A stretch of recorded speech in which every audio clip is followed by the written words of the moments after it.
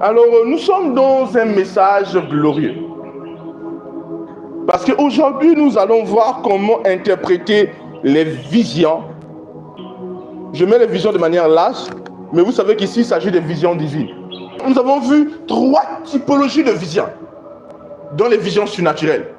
La première typologie, c'était les visions spirituelles, mais intérieures. Alléluia. La deuxième, c'était quoi?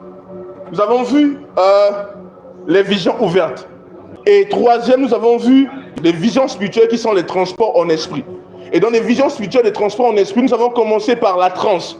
Nous avons dit la transe est un premier niveau des visions spirituelles transports en esprit. Parce que dans la transe, nous sommes semi-conscients du monde physique. Et je vous ai donné certaines de mes expériences spirituelles sur les transes. Alléluia. Et nous avons vu les transports en esprit. Une expérience que j'expérimente beaucoup. Alléluia. Les transports en esprit. Le fait de sortir de son corps et d'aller quelque part dans une dimension spirituelle, dans une arène spirituelle pour expérimenter les réalités divines. Alléluia. Amen. Nous avons parlé de vision nocturne. Une vision nocturne est une vision qui se produit dans la nuit. Alors, quand nous avançons, après les visions nocturnes, nous avons vu les songes. Nous avons vu qu'un songe est un rêve, mais qui vient de Dieu. Amen. Qui s'en souvient de ça? Et nous avons vu qu'un songe, par excellence, a des symboles. Donc, Dieu parle d'une certaine manière dans les songes. Amen. Alléluia. Amen. Maintenant, lorsqu'on parle de comment interpréter les visions, je préfère commencer par les songes.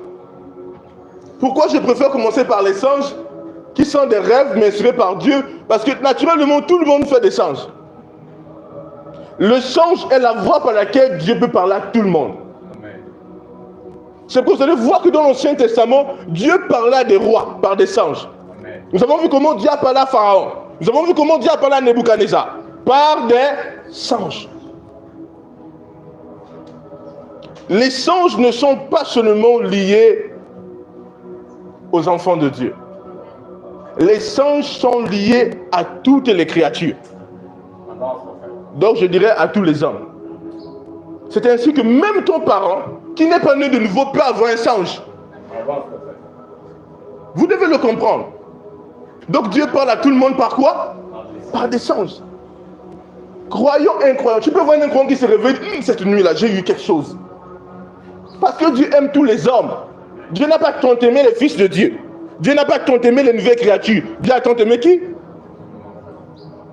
Il a tant aimé les hommes. C'est vrai qu'on parle du monde, mais je suis venu mourir pour l'humanité. Et les hommes font partie du trésor qui était dans quoi? Dans le monde. Pourquoi Dieu vient sauver le monde de manière générale? Parce qu'il y a un trésor. Amen. Et le trésor, c'est les hommes. Amen. Le fruit dit, il y a une parabole dans la Bible qui dit le royaume de ciel est comme un homme qui sort et qui a vu un trésor dans un champ. Et qu'est-ce qu'il va faire? Il va aller acheter le champ. Il n'achète pas le champ parce que le champ est un trésor. Il achète le champ à cause du trésor qui est dans le champ. Amen. C'est pourquoi le rachat du monde, le rachat de l'humanité, c'est à propos de l'homme. Ou du moins, quand Dieu sauve le monde, il sauve l'homme. Il sauve le trésor. C'est à cause du trésor de l'homme. Je peux avancer? Alléluia. Amen. Alors, donc vous devez comprendre que même ton grand-père là, il peut dormir. Dieu le parle par un songe. Même un sorcier peut entendre Dieu par un songe. Je vais vous choquer parce que Dieu aime même des sorciers. Quelqu'un me suit ici? Dieu aime les sorciers. Dieu a tant aimé les hommes. Quand Dieu t'aime, c'est d'abord indépendamment de ce que tu fais. Maintenant, selon la justice de Dieu, un sorcier peut être corrigé selon la justice de Dieu. Amen. Mais Dieu aime tous les hommes, sans distinction. Quelqu'un me suit ici? Amen. Voilà. Je peux avancer? Ok. Alors donc, Dieu parle, tout le monde parle des songes. Maintenant, naturellement, tout homme fait quoi? Des rêves. Il n'y a pas un homme sur la terre que tu as demandé, il n'a jamais fait un rêve. Tout homme rêve. Certains me posent la question, est-ce que l'aveugle rêve? Hein? L'aveugle rêve. Parce que la vue n'est pas d'abord physique. La vue est spirituelle. Tout le monde rêve. Alléluia. Gloire à Dieu. Pourquoi je commence par les rêves? Parce que tout le monde rêve. Tout le monde rêve. Et parfois, en tant qu'homme de Dieu, beaucoup de personnes font des rêves. Prophète, j'ai fait un rêve, j'ai besoin de l'interprétation. Prophète, j'ai fait un rêve, j'ai besoin de l'interprétation. Alléluia. Tout le monde, j'ai besoin de rêve là, il faut interpréter. Pourquoi tout le monde veut l'interprétation des rêves? Parce que tout le monde, ou certaines personnes ne méprisent pas leurs rêves. Alors j'ai déjà dit qu'un rêve peut être une création mentale. Un rêve peut être une capture d'une réalité spirituelle. Un rêve peut provenir de Dieu, ce qu'on appelle des sens. Maintenant, tous les rêves ne doivent pas être tenus compte, mais un rêve peut aussi venir de Satan. Ça, il ne faut pas oublier ça. Quelqu'un me suit ici? Un rêve peut venir de Satan. Donc, un rêve peut venir de la création mentale, une capture d'une réalité spirituelle par ton esprit, indépendamment du Saint-Esprit. J'ai expliqué que tout le monde a les yeux spirituels. Tout le monde me suit ici. Par exemple, toi, certaines personnes ont eu, avant que tu ne sois né de nouveau, tu as eu des moments où tu dors et tu fais un rêve où on t'appuie le cou. Quelqu'un me suit ici? Où tu fais un rêve où on te pique quelque chose. Le matin, tu te réveilles, tu tombes malade. Ça, ce n'est pas d'abord le Saint-Esprit. C'est ton esprit qui a capturé une réalité à travers le rêve. Quelqu'un me suit ici? Amen. Voilà. Maintenant, un songe est un rêve divin. Un rêve inspiré par le Saint-Esprit.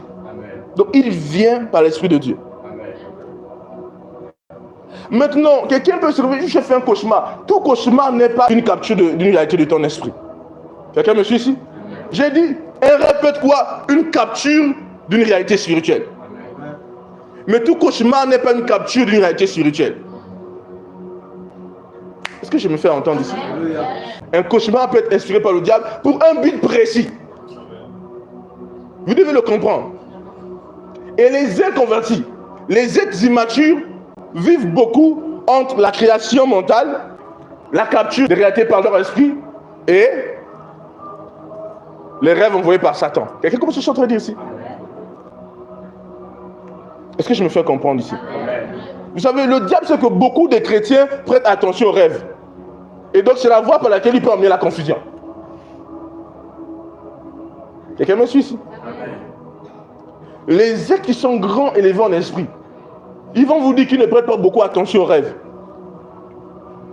Ils vont vous dire qu'ils prêtent beaucoup attention aux visions. Le diable a facilement accès aux rêves.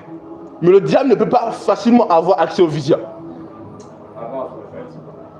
C'est pourquoi le rêve se trouve dans une dimension d'incertitude à propos de la voie par laquelle elle vient. Est-ce que je parle à quelqu'un ici? Absolument. Mais beaucoup de chrétiens ont fait de mauvais choix. Il y a des gens qui croient que tout leur rêve vient de Dieu. Ils veulent comprendre tout à propos des rêves. Il y a des rêves que je reçois que je mets à la poubelle. Quelqu'un me suit ici? Amen.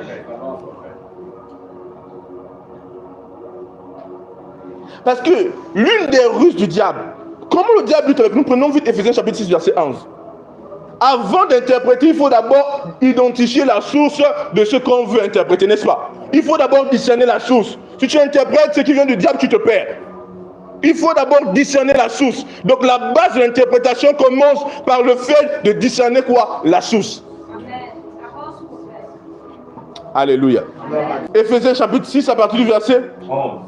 Avance. Revêtez-vous de toutes les armes de Dieu. Revêtez-vous de toutes les armes de Dieu. Afin de pouvoir tenir ferme. Afin de pouvoir tenir ferme. Contre les ruses du diable. Contre les ruses de qui? Du diable. Contre les ruses de qui?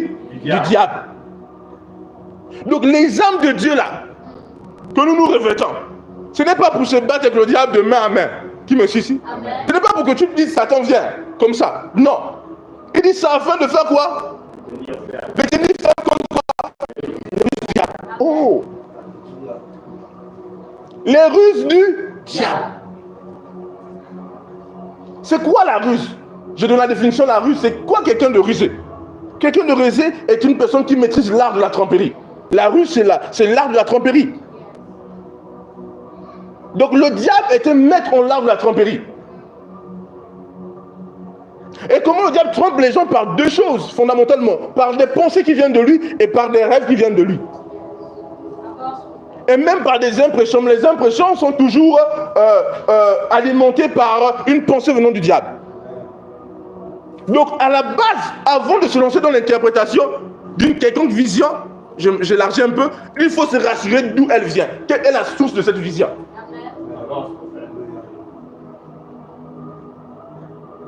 Si tu n'identifies pas la source d'une vision, dans ton interprétation, tu vas t'égarer. Ce qui a contribué à la création de beaucoup de fausses religions, c'est une mauvaise interprétation de quelque chose d'inutile, ou du moins un rêve, une vision démoniaque. Même la perdition de certains chrétiens, c'est par des faux rêves et de fausses visions. Vous devez le comprendre. Et dans la ville dans laquelle j'ai grandi, il y a beaucoup de prophètes authentiques qui sont sortis de cette vie, mais aussi beaucoup de personnes qui se sont égarées. À cause de la mauvaise interprétation et du manque de discernement de la voie par laquelle, ou du moins la voie qui les a transmises le rêve ou la vision. Certains sont allés vouloir même aller dormir dans les cimetières. Certains ont cru des choses sur d'autres. Certains ont eu des préjugés sur beaucoup de choses. Parce qu'ils n'ont pas reçu la chose venant de la bonne source, mais ils ont tenu compte de cela. Le diable, c'est que les chrétiens prennent attention aux rêves. Son combat, c'est là. Est-ce que tout le monde me suit ici? Amen. C'est là le combat. Moi, je l'ai compris. Pourquoi? Parce que il y a une élévation spirituelle que j'ai obtenue à propos de rêves. Vous allez voir que quand je vais enseigner les visions et les rêves, je vais les enseigner en accord avec la lumière que Dieu m'a donnée en fonction du message qu'il m'a donné.